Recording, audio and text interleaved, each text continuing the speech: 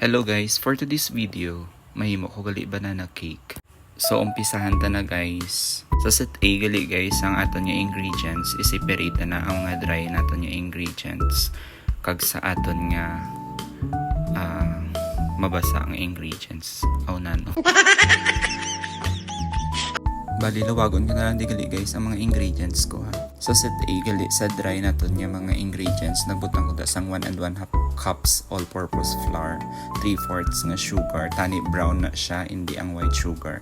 So 1 tablespoon nga baking powder, 1 teaspoon baking soda, 1/4 teaspoon salt. Sa set B gali guys, 1 cup evaporated milk, amo to sang Alaska, kag 1/4 cup melted butter, kag isa ka large egg, 1 teaspoon vanilla. So mo na. So i-mix well ta na. I-mix ta na gali combine ta tanan nga ingredients. Sa sit C gali sit C sa sit. Yogs daw mga gabulol na ko yaman. Ging add ko na dagali guys ang aton nga banana, ang main ingredient sa aton nga banana cake. So mo na i-mix na. So then after tagali isang mix, makita ta na ang bayin na nanda guys, kung ano man to napangambal ko, di ko ka-intindi man gani. So ari na ta, nag-prepare na ko gali dira sa low pan nga para sa aton nya pang baking. So managing butang ko na dira. Supposed to be guys, duhan sa tani ka baking pan. Kaso hindi ko makita ang isabi. So managing dira ko na naging butang. Ging tanan ko na lang dira sa isa lang kasuludlan.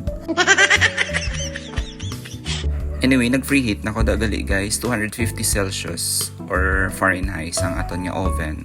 Kag i-bake na siya.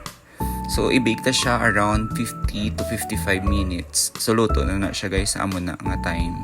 Sa set B gali guys nga ingredients, ang pang toppings naton bala guys, nagbutang ko 3 tablespoon unsalted butter, 3 tablespoon brown sugar, 6 tablespoon all-purpose flour. Yogs nagabulol na ko yaman. So nabutang na naman guys ang toppings niya. So ma-wait na lang kita 50 minutes to 55 minutes. So So after how many years nga hulat ko sa iya guys, ari nagabot na gidwan siya ang para sa akon. Char! Sorry na guys, ready na siya, makakon nakita. So diri na ko astag guys. Bye bye. Thank you for watching everyone.